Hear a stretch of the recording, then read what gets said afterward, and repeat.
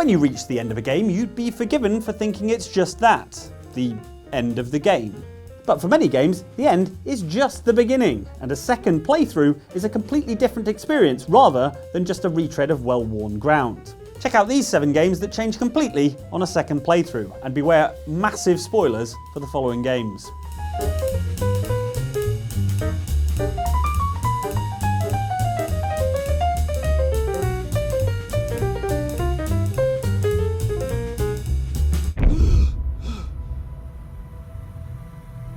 It's not a loop. It's a spiral.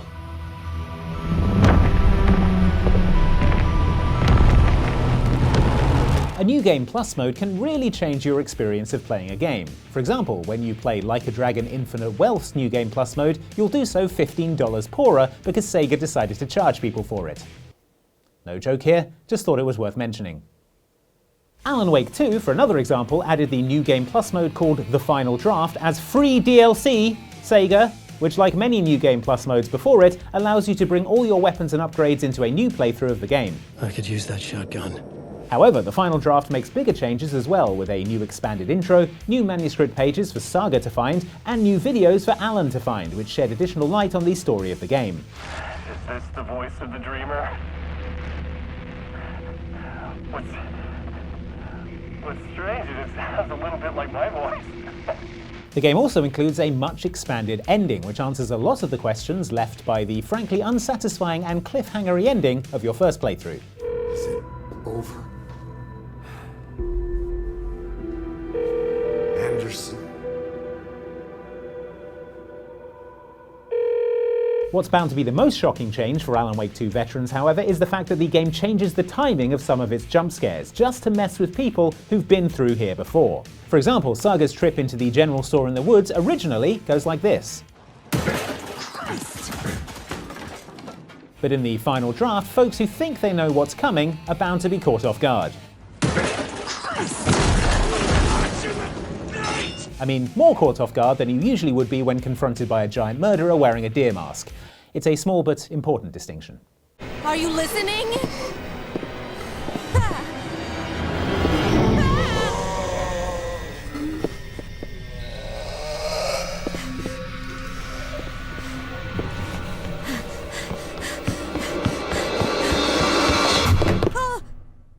Wait! Don't shoot! Get down!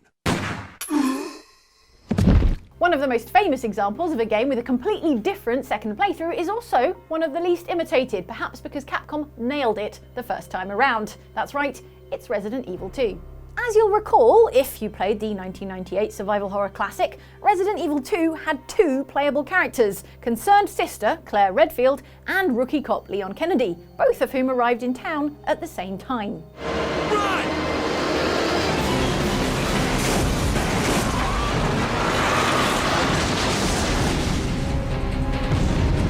After an eventful few minutes, Claire and Leon are separated by an exploding tanker, and then your chosen character's story plays out from that point onwards as you explore the police station, the sewers, and the obligatory Umbrella lab full of their usual normal experiments for a pharmaceutical company.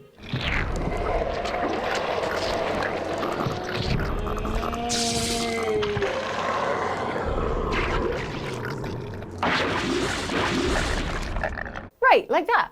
The genius of Resident Evil 2, however, is that when you play through the game again, you do so as the other character, and in a crucial difference to the original Resident Evil, at the same time as the first character.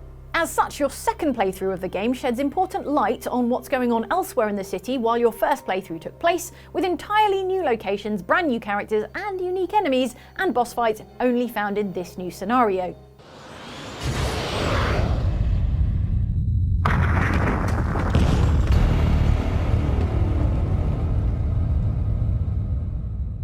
And while some of the locations do overlap, the things you do in your first scenario impact on your playthrough of the second. For example, weapons you take in the first run-through of the game won't be there for your second go-around, so you'll need to think carefully about how you play if you don't want to make things harder for yourself in the future.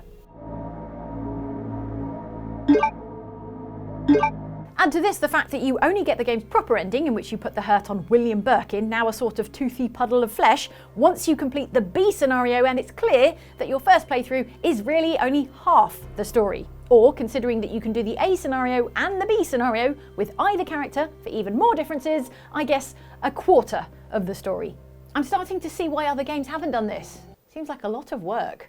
They would have succeeded, but my father, Corvo Attano, hunted them down and cut their conspiracy to pieces. All these years later, am I the ruler my mother wanted me to be? Now, we face a new crisis. Stealth sequel Dishonored 2 presented you with a difficult choice. And I'm not just talking about the choice between whether to kill someone or electrically lobotomize them, leaving them trapped in a prison of their own mind. No! You don't know what you're doing! Anything! I'll give you anything you want! Stop! Don't do this!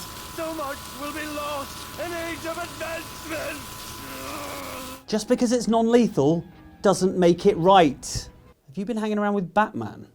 No, the major choice in Dishonored 2 was whether to slip once again behind the unnecessarily creepy mask of the first game's protagonist, Corvo Attano, or select new playable character, Emily Kaldwin. I know who you are, Emily Kaldwin. Based on the tailoring of that coat alone, I think the decision is clear.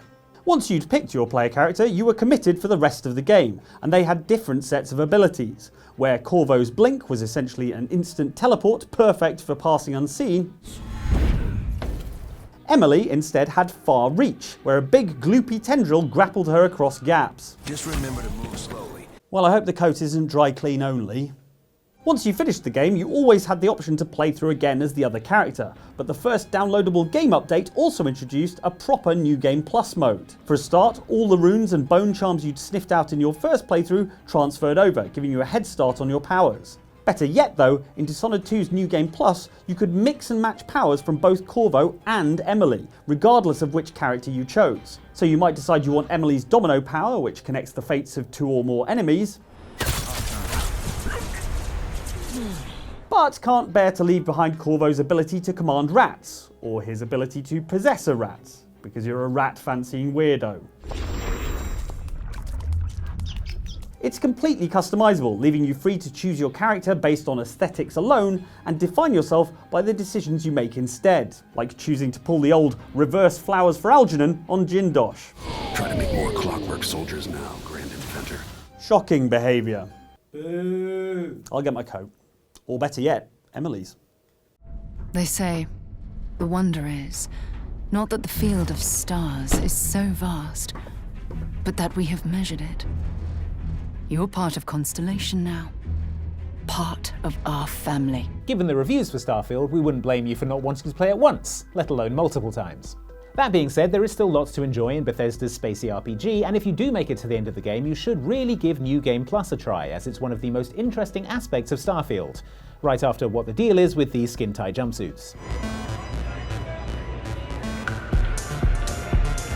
As you'd imagine, selecting New Game Plus mode in Starfield sends you back to near the start of the game and lets you play through the adventure again, but with an important difference. You will leave your current universe behind and travel to an alternate dimension where things are different to how they are in your universe in small but significant ways. For a start, you can skip the game's main quest entirely and be awarded all the artifacts you previously collected, and told the locations of the temples for any artifacts you missed, so you can bolster any powers you neglected in your first run-through. So, why are you showing up now?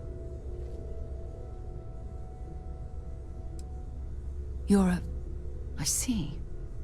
So some of our theories about the artifacts are correct. How that happens though is going to be varying degrees of weird depending on which randomly assigned universe you're in. That's because when you arrive at the lodge to check in with Constellation, you'll be greeted by one of a number of different bizarro universe scenarios. For example, everyone, including you, being dead and only Vasco remaining. An entity known as the Hunter came. All active members of Constellation were murdered, including you, while I escaped with the artifacts. Or how about Samko's daughter being an adult now and waiting to kick your ass? You are going to pay for what you did to my father. Or weirder still, multiple versions of yourself just hanging out. Hey, look who we have here. Hey, come on in. The rest of us were wondering when another one would show up. In certain scenarios, you can even recruit yourself, although I'm not sure I'd want another me along for the ride. I'm a terrible shot.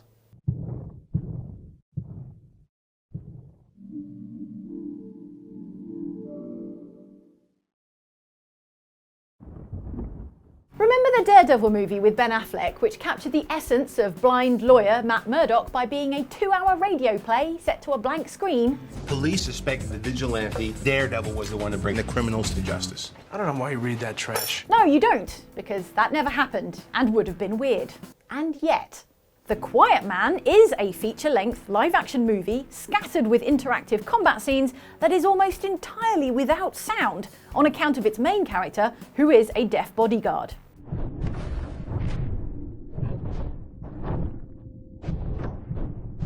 An intriguing concept, you might have thought, before actually playing The Quiet Man and coming to realise it is neither a good movie, a good game, or subtitled.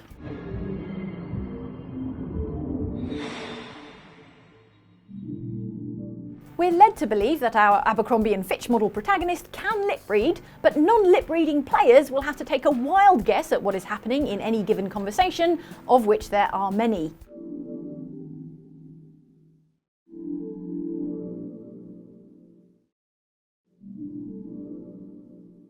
As a gimmick, it is as audacious as it is unsuccessful, but no less gimmicky than the way in which, when you finish the game a first time, you unlock the ability to play through the game a second time with audio.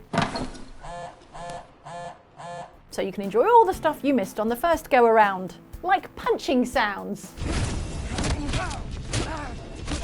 and sparky dialogue. No, not nice. A tailored three-piece is nice.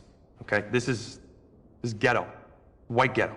Shows you got no respect for yourself or Tay. For better or worse, this New Game Plus is a meaningfully different experience, not least because major plot twists, like a fake kidnapping, are signposted well ahead of time by people talking about them on camera. You make it sound like it's a goddamn show. It is. The greatest performance of my career. The night I was kidnapped. And again, the punching sounds. A lot of nuance in those.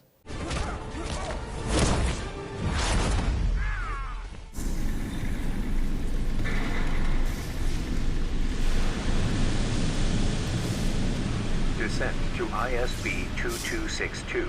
Rubicon 3 complete.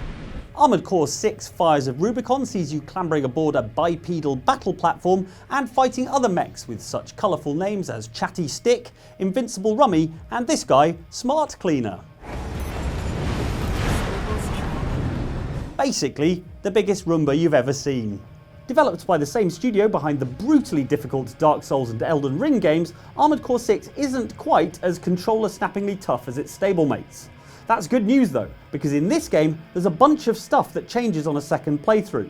A second playthrough you might actually get to see for once. Because to be fair, Elden Ring could turn into a Disney-themed rhythm action dancing game on a second playthrough for all I know. I'm still stuck on Godric the Grafted. There are a ton of additions after the first time you complete the game. Some are more basic things like new mech parts and mechs added to the arena mode. Why don't we see how it performs? What's more interesting though are the changes to the way you complete the game's campaign mode. Alternate routes are added to missions you played in your first playthrough, which is a neat way to mix things up, but there are even new alternate missions and new decision missions, where you have to make a choice that affects the story. Let me go, and you'll still come out on top. Understand? New missions like Defend the Dam Complex, which I'd like to point out does actually take place at a dam. AC blocks destroyed. Rather than a, follow the dam train CJ sort of scenario. All this additional content adds remarkable longevity to the game long after you've finished the story once, and it doesn't stop at the second playthrough either. According to fans of the game, 3 separate New Game Plus cycles are recommended to see absolutely everything that Armored Core 6 has to offer. Am I the only one still disappointed that it doesn't become a Disney-themed rhythm action dancing game? I guess so.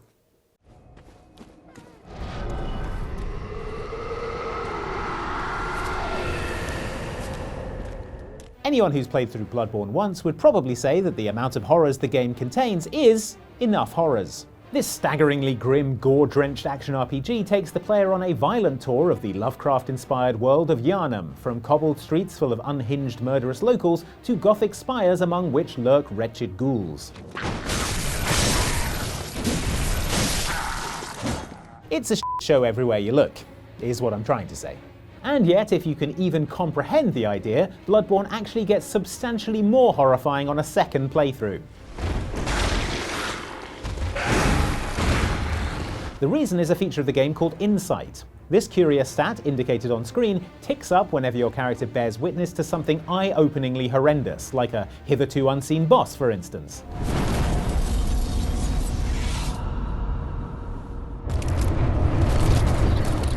Insight can be spent on items and changes how your character perceives the world. The implication being that the more immersed in Yharnam's nightmarish environs they are, the truer their perception of it becomes. And crucially, the amount of insight your character has carries over into New Game Plus, which you are launched into automatically upon finishing the game. Welcome back to Bloodborne, this time with High Insight, a significantly different game. Enemies have new attacks, while whole new horrors you were unlikely to have crossed the insight threshold to see are now plain to behold and desperate to disembowel you. Creepiest of all, creatures you might have assumed only appeared halfway through the game are actually revealed to have always been there. You just couldn't see them. All told, the higher insight you'll carry into your second playthrough makes Yharnam an even scarier place. Unless, of course, you take the view that actually the first playthrough is more horrifying because all these nightmares were present, just invisible. It's fun to think about. No wait, hang on, the opposite of that.